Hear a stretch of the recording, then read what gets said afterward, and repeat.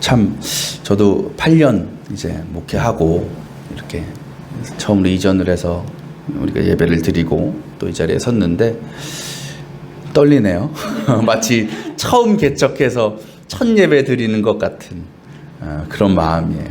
참 기분이 새롭고 또 설레기도 하고 또 기대가 되기도 하고 그렇습니다.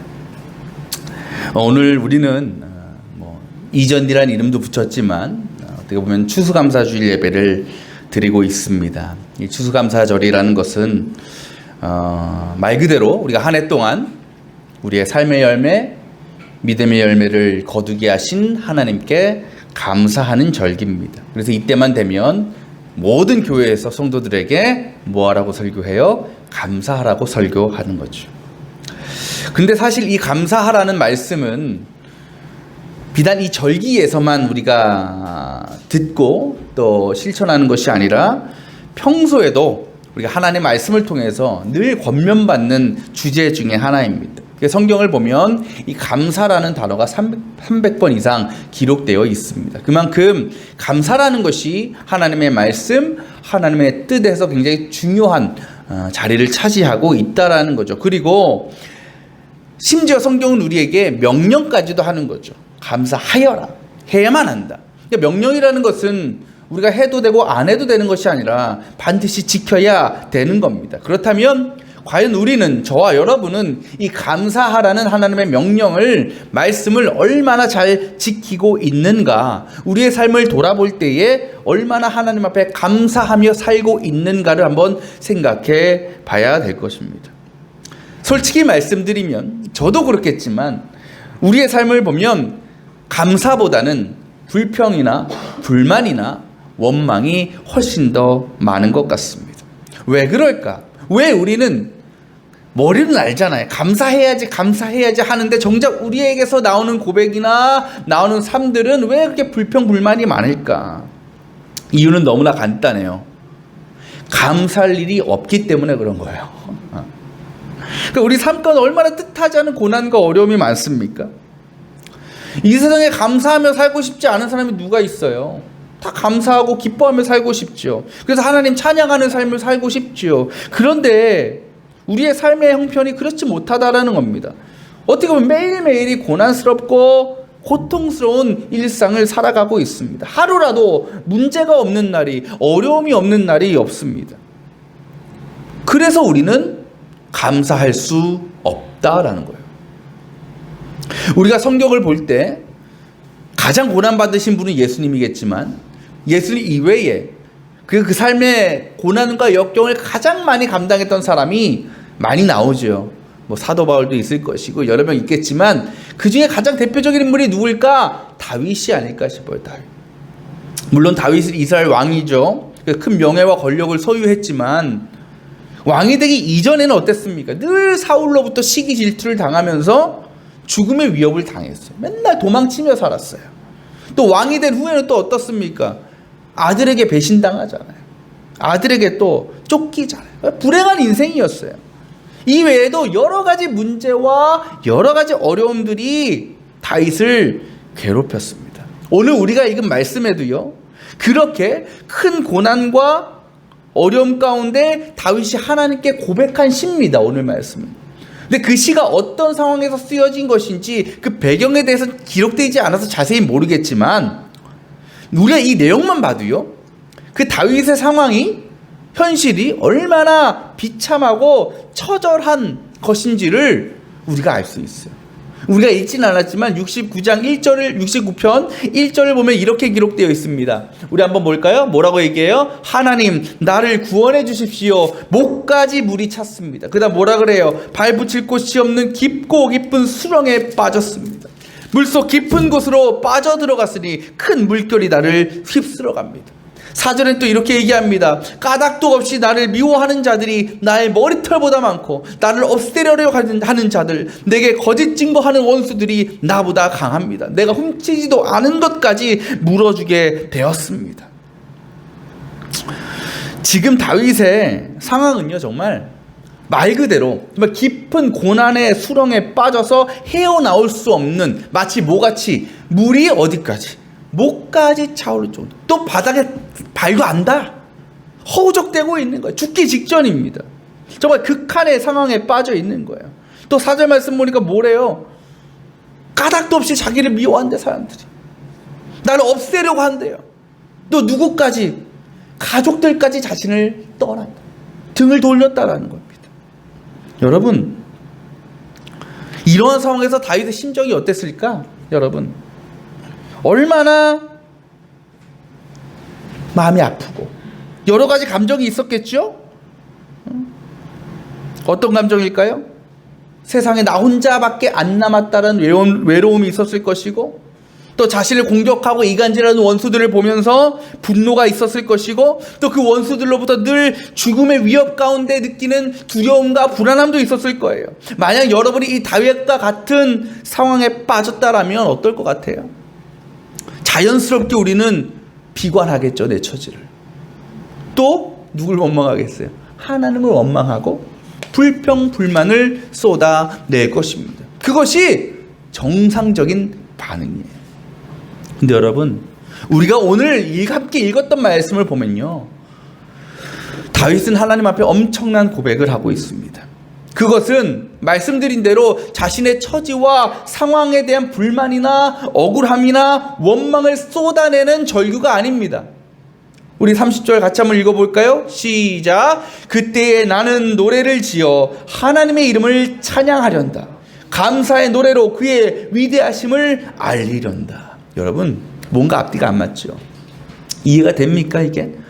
지금의 상황만 보면 어때야 돼? 자신을 비관하고 하나님을 향해서 원망과 불평을 쏟아내야 정상인데, 어떻게 다윗은 오히려 자신은 하나님을 찬양하겠다고, 하나님이 기뻐하시는 노래를 부르겠다고 고백할 수 있는 것입니까?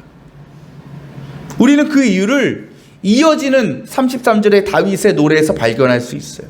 뭐라고 얘기합니까? 함께 읽어볼까요? 시작. 주님은 가난한 사람의 소리를 들으시는 분이므로 갇혀있는 사람을 모르는 채 하지 않으신다. 이거예요. 분명 다윗이요, 지금 처한 상황과 현실은 너무나 비참합니다. 너무나 고난스럽습니다. 하지만 다윗은요, 그 순간 계속해서 더 깊은 수렁으로 끌려져 내려가는 자신의 모습, 어떻게 해서든 나를 해치고 죽이려 하는 사람들을 바라보며 분노한 것이 아니고, 그러한 자신과 여전히 함께하고 계시는, 그래서 언젠가는 뭐해요? 나를 구원하실, 나를 이 어려움과 고난에서 건져내실 하나님을 믿고 바라보았다라는 겁니다.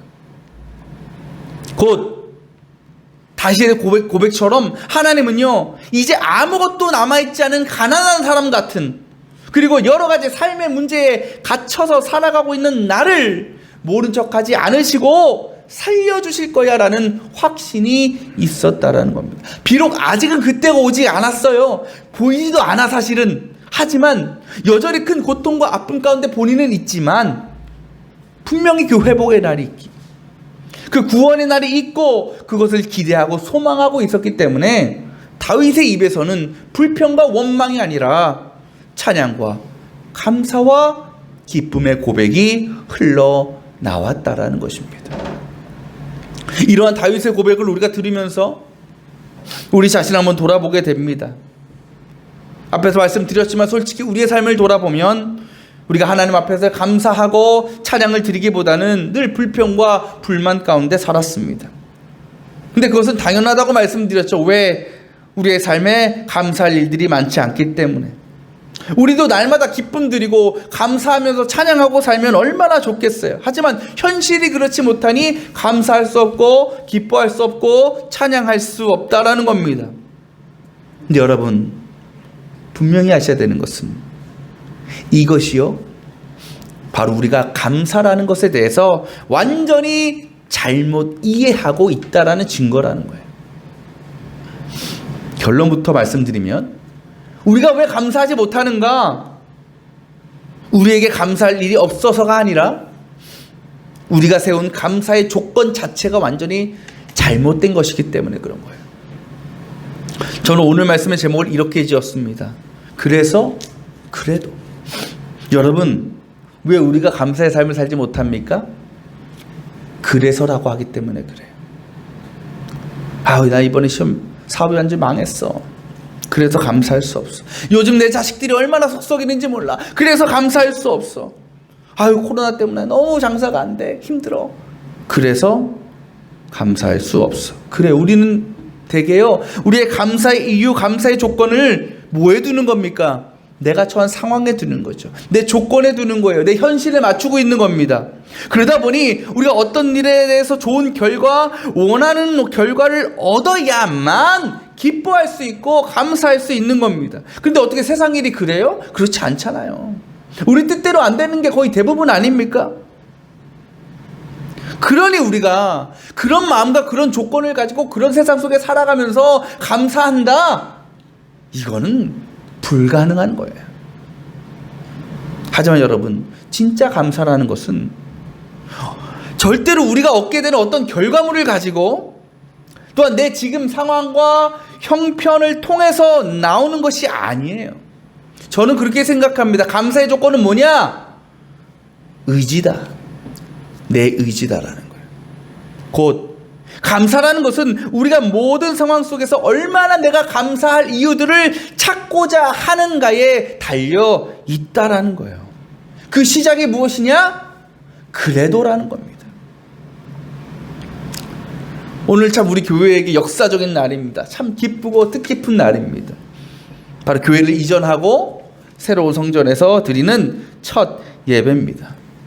여러분, 이곳에서 예배 드리는 소감이 어떠십니까? 이거 딱 들어오셨을 때 어떤 느낌이 드셨어요? 너무 좋죠, 그죠? 너무 좋죠. 여러분 오시기 전에 지방 교회 목사님들 몇 분 이게 방문해서 가셨는데 다들 너무 좋다, 너무 잘했다.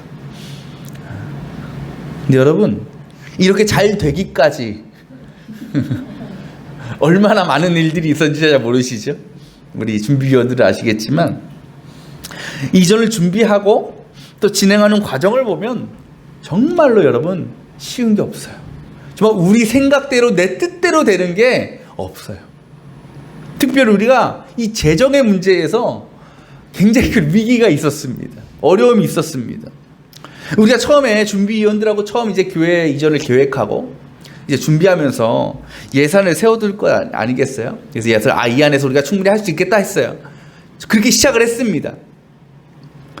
근데 그렇게 진행되는 와중에 정말 생각지 못한 여러 가지 변수들이 너무나 많은 거예요. 어떤 변수? 돈 들어가는 변수들.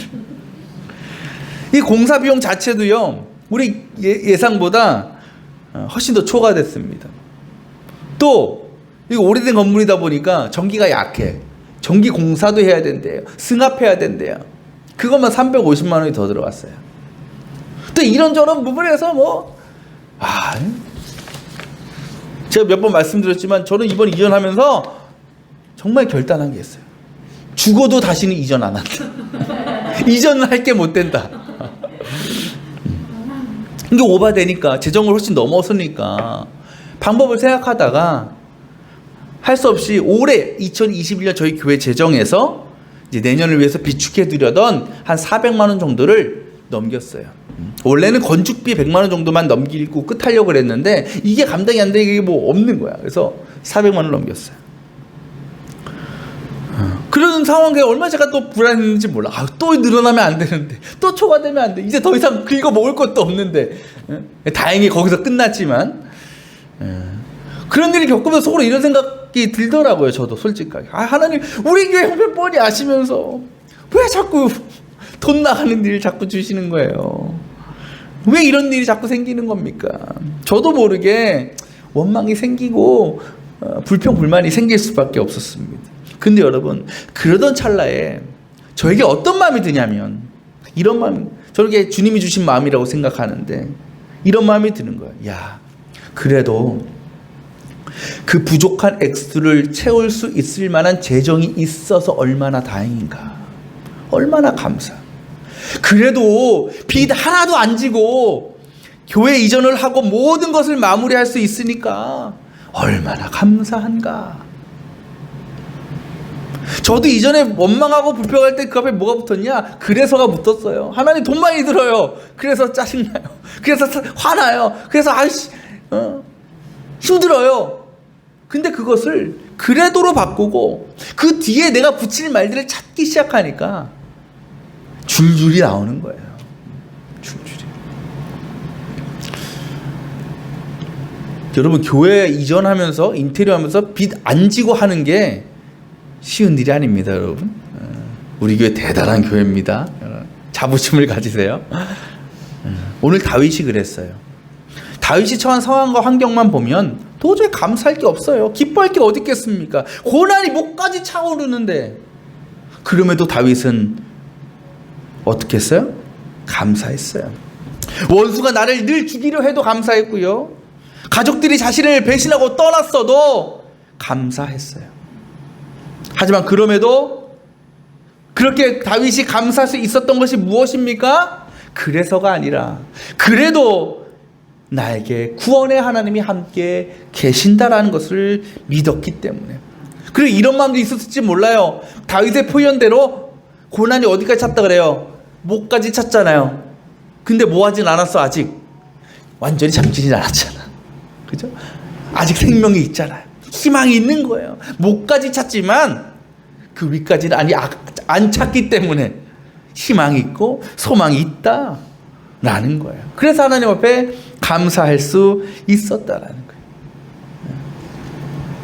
오늘 우리는 추수감사절 예배를 드리고 있습니다. 우리는 보통 이날을 우리가 삶과 신앙에서 누렸던 어떤 열매들, 결과들만을 바라보면서 감사하는 날이라고 생각하는데 절대 그렇지 않습니다. 만약 그 열매만이 우리의 감사의 이유라면 우린 절대로 감사할 수 없습니다. 하지만 우리가 그럼에도 하나님 앞에 나와서 감사할 수 있고 예배할 수 있는 이유는 다윗의 고백처럼 우리의 모든 삶의 순간 가운데 우리 하나님이 우리의 아버지가 되셔서 우리의 구원자가 되시고 우리를 세워주시고 살려주실 것을 믿기 때문입니다. 비록 우리가 처한 상황과 현실만 보면 우리는 온통 고난과 문제들 투성이에요. 불평불만할 수밖에 없는 상황입니다. 그래도 늘 우리의 소리를 들으시고 우리에게 회복의 은혜를 허락해 주실 하나님을 우리가 바라보며 나아간다면 우리는 그 상황 속에서도 감사의 이유, 감사의 제목들을 너무나 쉽게, 너무나 많이 발견할 수 있다라는 거죠. 사랑하는 여러분, 우리 함께 따라합시다. 감사는 주어지는 것이 아니라 찾아내는 것이다. 제가 만든 말이에요.